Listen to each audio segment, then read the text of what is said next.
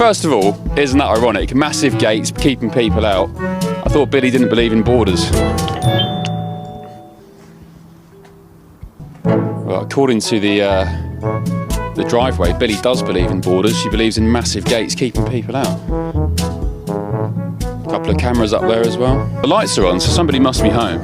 Let us in, please, Billie. We are here because this is stolen land, Billie, and we think we should be given access to your quite lovely $3 million mansion. And such is Billie's concern for security and privacy. It's surrounded by pretty decent security fencing. Very nice indeed. Massive security hedges as well.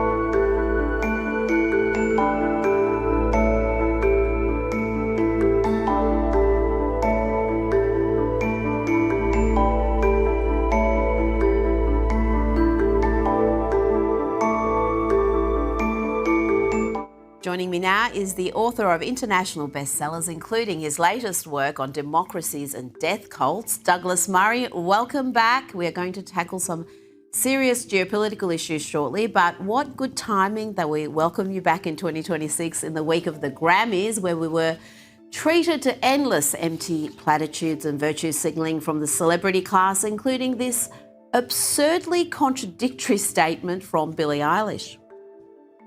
No one is illegal on stolen land.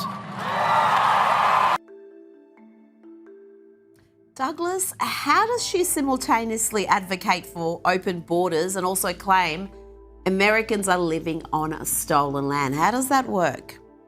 I don't think it does work. I'm not sure what in Billie Eilish's head does work. I would just observe, I'd ask the question, what exactly is stolen land? Who stole the land? And did anyone steal the land before?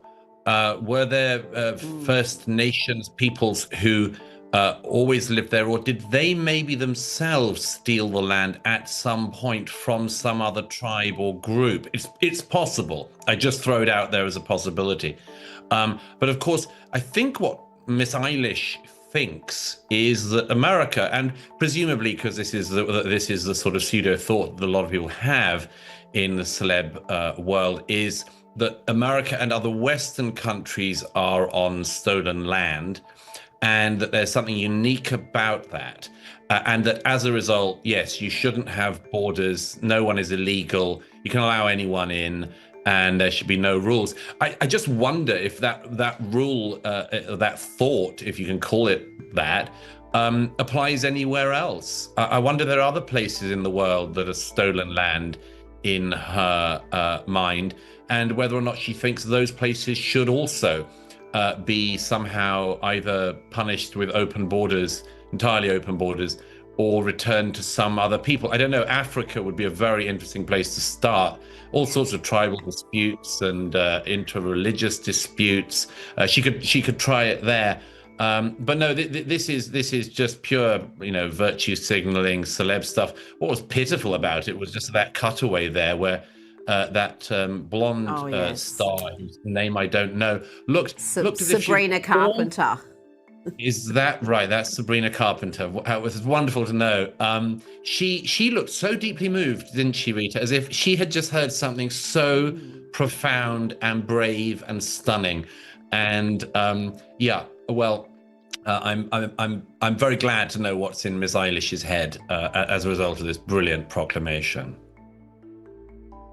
Well, when I see people sharing that statement of hers unironically and not mocking it, I think it just shows you where some people are. I think social media has been wonderful in revealing just the intelligence of some folk. And interesting development for Billie Eilish, because it turns out members of the Tonga tribe want to chat about the mansion she owns on their ancestral land. A spokesman for the tribe said, "As the first people of the Greater Los Angeles Basin, we do understand that her home is situated on our ancestral land."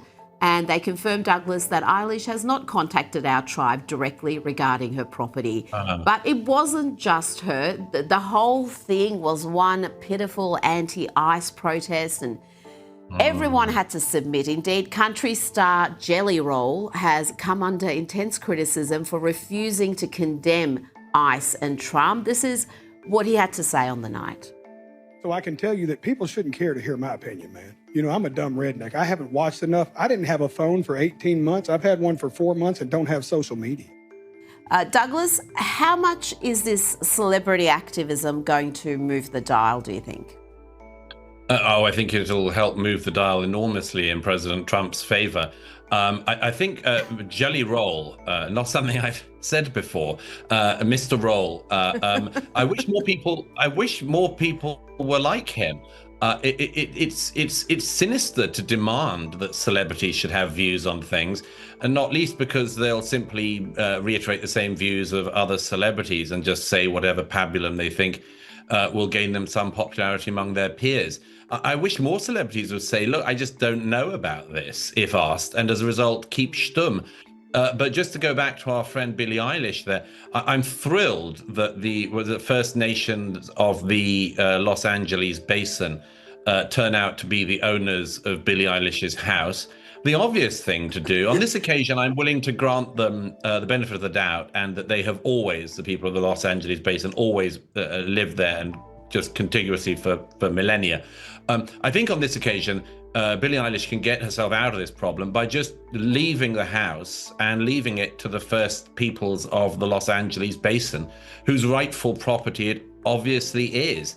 And if she wants to show that it's not just wind coming out of her, but actually action, that's the really decent thing to do. So I look forward to her handing over the keys of her multi-million-dollar house to the first peoples of the Los Angeles Basin, who I'm sure will have a wonderful time in the jacuzzi and in the house as a whole.